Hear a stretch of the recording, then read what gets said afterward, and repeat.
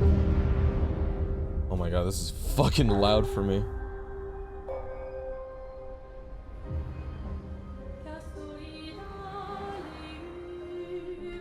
The music for this game is gonna be so good.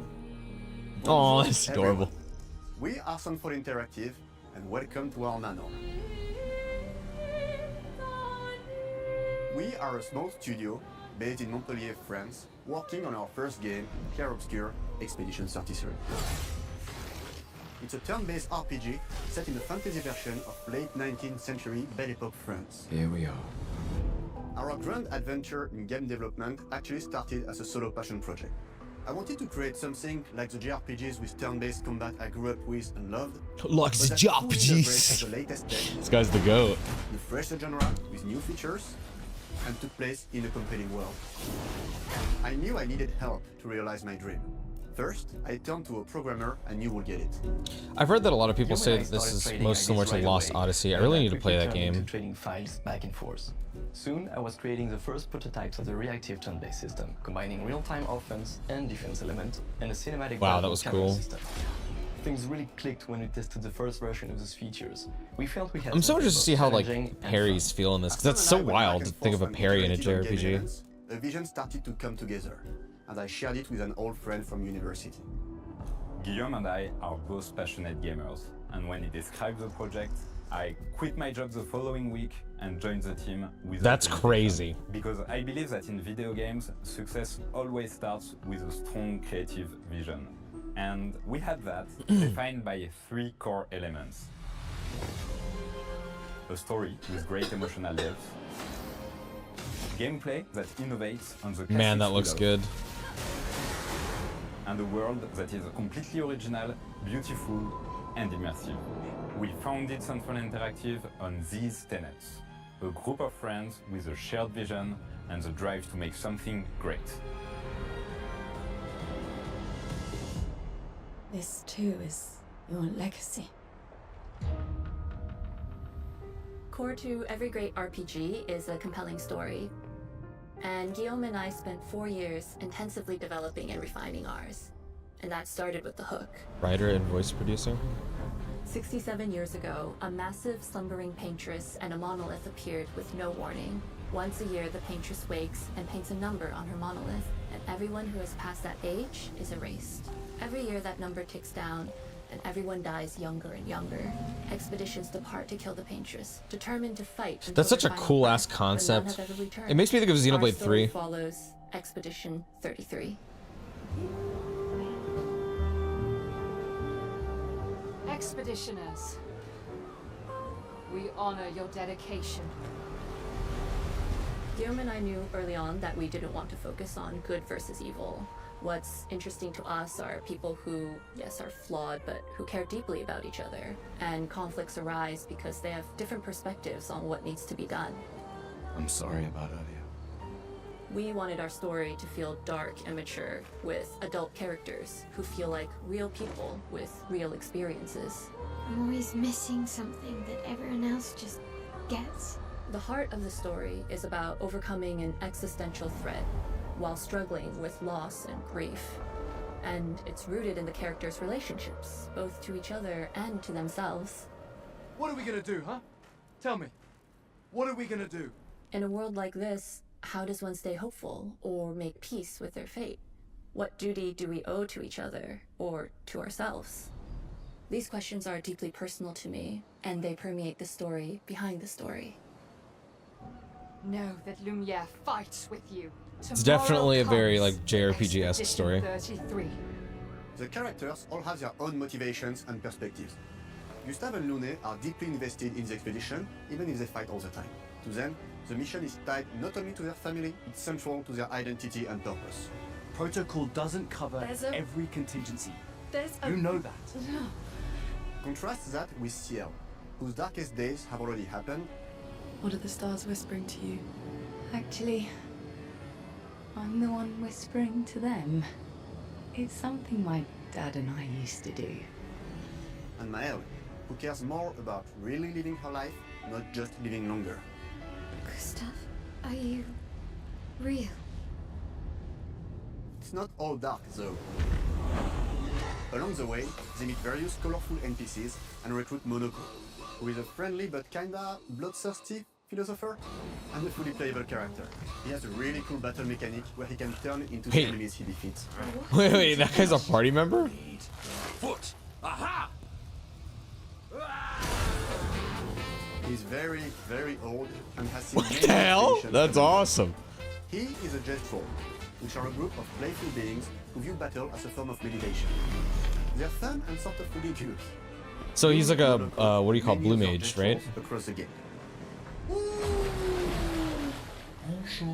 And of course, there is Estier, who is one of the oldest and lore-wise the most powerful creatures in the verse. Eske is that powerful?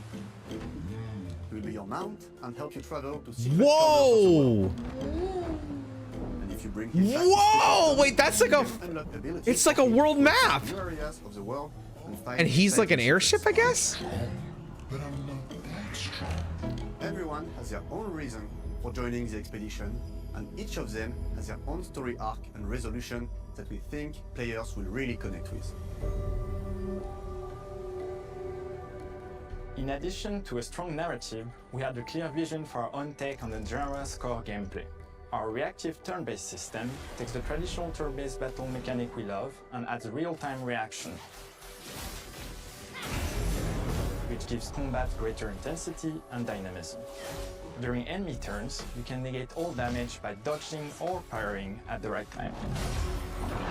That's so interesting, that aspect. The timing to do hits I've seen before, and I like it. I don't know if I prefer it to regular turn-based, but I do enjoy Some of it. us are still traumatized by enemies from back then. We've done a lot of rebalancing since, and with a lot of iteration, we ultimately came up with a formula that we're proud of. Players who are good at real-time can take more risks, and others can counterbalance with items and strategies. A big part of that formula lies in the many ways you can customize your character. We spend a lot of time designing each character's unique mechanics and their custom skill trees. Our philosophy is making every type of Damn, she is playstyle gorgeous, I can't even viable so lie. that everyone can have fun with how they play the game. Each character has a unique mechanic. Mel switches between stances which can ultimately boost defense or power. Okay, I personally like to that's make cool. Mel the protector of the group, but I'm pretty much the only one at the studio who plays her that way. Most people play her as a glass cannon with Gustav's complementary skills. The characters can This shit also is dropping equip FPS like hundreds crazy, I of can't even passive lie. effects, which in our game are called Lumina. Every character has more than 20 unique skills in the skill tree and hundreds of passive effects they can gain through Lumina and weapons. So there are a ton of builds and playstyle to explore. Needless to say, we can't wait to see how you choose to play and what kinds of build you'll design that we'll probably never even imagine.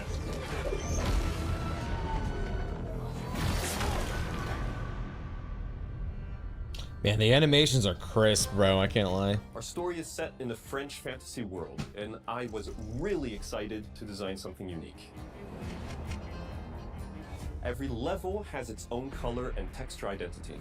For example, the Gestrel Village is an early Jeez. area in the game where players can enjoy a fun break.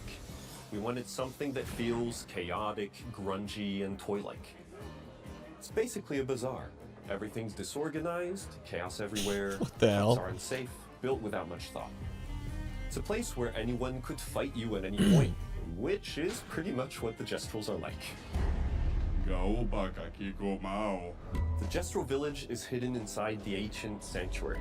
The ideas here were forest, labyrinth, and sentinels. I designed it as a vibrant place, like an old graveyard of Gestrels, or forgotten wooden toys in a box, with two main colors, red and white.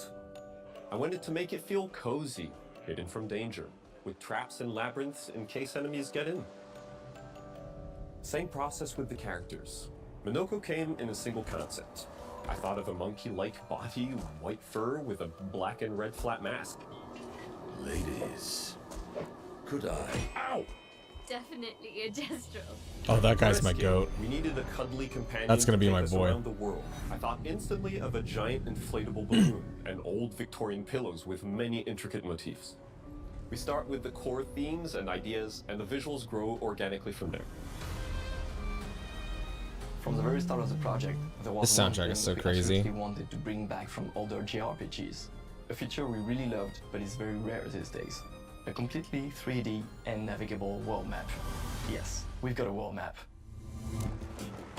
And it That was is a real so challenge to create, insane, both man. artistically and Wow. technically. And it ended up a lot bigger than we expected. You'll definitely need SK's help traveling around. We're super happy with the result, though. As That is awesome. And entire hidden levels. If you want to fight the toughest bosses of the game, you will have to explore. Good luck.